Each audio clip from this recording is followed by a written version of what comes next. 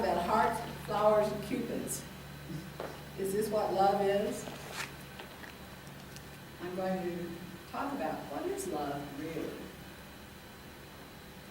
And I'm going to tell you the story of Marty and Clark. And then I'm going to talk about the only lasting love. And I'll end with hearts, flowers, and cupids. Is this real love?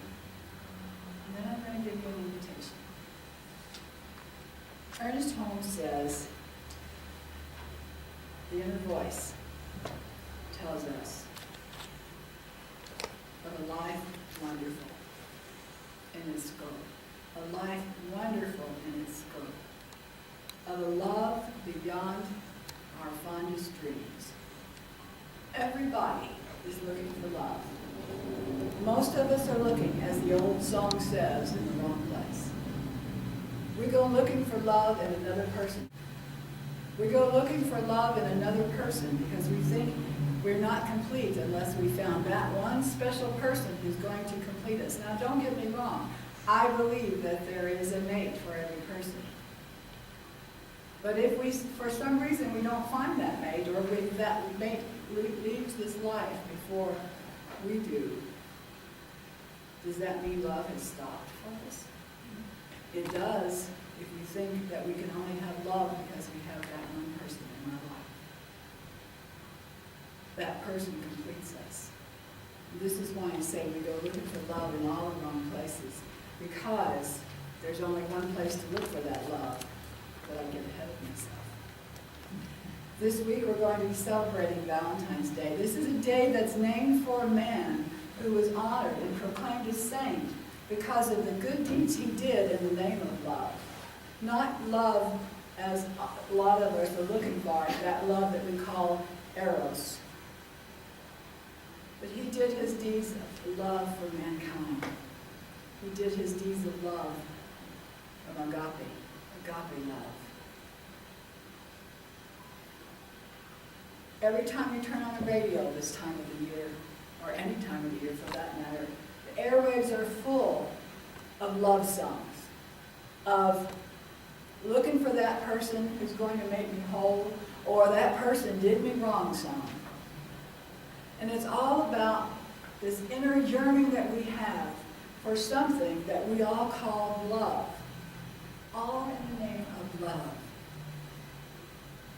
When we're young girls especially ask their mothers, how do you know? How do you know when it's really love? Maybe boys do too, I don't know. Mine didn't. But as I said, there are three kinds of love. There's what we call eros. This is the love that's typically talked about this time of the year. The eros is that love of the flesh, wanting that person that is so beautiful or so handsome, and I just know that I'm in love with that person. And then there's philios. There is the love of our brother and our sister. Whether it's a blood brother and blood sister, or a sister and a brother of the heart. It's philios love, the love of family. And then there is agape. And this is the love that is the unconditional love of God. It is the love that is associated with God. Unconditional love. How many of us know that? How many of us love that way? Most of us love someone on the condition that they are a certain way, or in the condition that they do what I want them to do, or they are the way I want them to be. This is what how most of us love. But God has an unconditional love for its creation. It loves regardless, because it doesn't see any regardless. God only sees its creation. We are the ones who put the conditions. Even on the love of God, we think we have to do, be, or say, or act in a certain way, or God won't love us. And how sad that is for most of us go through life thinking that I am not lovable enough even for God to love me. And it's not the truth. The truth is that God loves you just because. That's unconditional love. Marty was a young woman who fell in love with a young man. And he had wanderlust. He wanted to go west to make his way. And so she followed him. She went with him.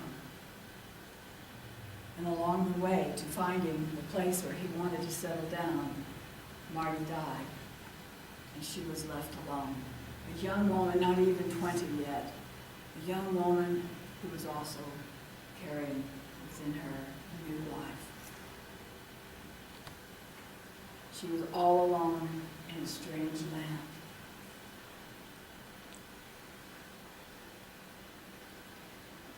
And there was a small town near where her husband died. And the townspeople took her in and cared for her. And there was one man. His name was Clark. Clark had lost his wife. And they had a small daughter. She was 5 or so. And she needed a mother. And Clark wanted a woman to be the mother. He wasn't necessarily looking for a new wife, but he wanted a mother for his daughter. And so he made the offer to Marty. You just come and live with us. We can marry if we need to, but I would just like for you to be a mother to my daughter for a while. And if after the baby is born you find that it's not what you want, if you decide you need to leave, I'll pay your way back home. And so Marty agreed. She went to live with Clark and his daughter. And over the course of the time, waiting for the birth of her child, something happened between Marty and Clark. And so when the time came for her to leave, neither of them wanted her to leave. They began to realize that during the months awaiting the time for her to leave, they had fallen in love. They had grown to love each other. So much so that they truly became husband and wife. For most of us, we're looking for a love that we fall into, that's passionate, that's full of lust, that's exciting. And if it isn't all of these things, we think it isn't love. But what Marty and Clark discovered was that love sometimes comes softly. That love comes slowly. It's a building up over time as you get to know the other person and you begin to realize that this is a person that I want to be with. Not because that person completes me, but because I love that person and I want to be with them. I want to share my life with them. I want to share who I am with them. But I am perfect the way I am. This is the love that God offers us. This is agape. This is the love that we're talking about today, because it is the only lasting love. Any other kind of love will dissolve over time. When the excitement fades, when the day-to-day drudgery sets in, if you don't have the everlasting love of agape, you won't last. You'll always be looking for something more. Always looking. Always. I guarantee you, if you don't have agape love in your life, whether it's you and your partner or just you and yourself, and that's the other thing I want you to understand, is that if you don't love yourself, and so many of us don't, we aren't grown up, conditioned to love ourselves. There's always someone who's going to find fault with us. And for some of us, it's that one thing that we live with and that defines who we are.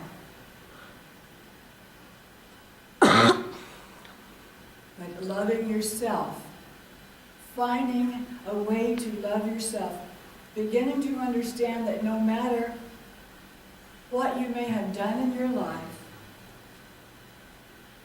you are lovable, just the way you are, just because you are the divine in expression. You are a person of worth, just because.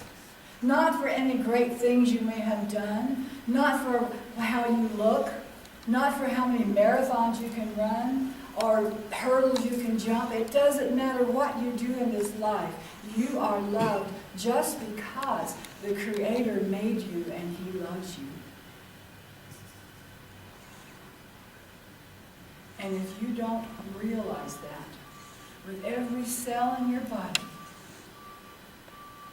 then you're never going to know unconditional love. Because that is the only unconditional love. And when you get to know that, then you know God. When you can look at yourself in the mirror, look at yourself in the eyes in the mirror, and you say, you are lovely just the way you are. It doesn't matter what you look like. It doesn't matter what color your hair is. It doesn't matter how tall, how short, how wide, how thin. It doesn't matter how many. It doesn't matter. Nothing matters except that you are the beloved. And the beloved loves you. This is all that matters. And when you get that down to the very cells of your body, then you know unconditional love. And then whatever comes your way, you know that you'll survive it. Because you and God are in agreement. You have formed a partnership with God. And you can't tell where God begins and you leave off. And when we can say with Jesus, I am that, then we know that we have attained that knowledge that God and I are one. This is who you are. This is what love is all about. This is our soul's journey. Every love story you hear is a love story about the soul. It may be dressed up in something else, but it is a story about the soul's journey. And the soul's journey is simply to remember that it is love, and it is loved. What we're here for is to remember that we are loved, and we are loved.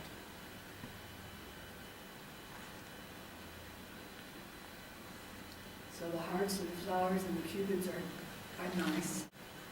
But the bottom line is,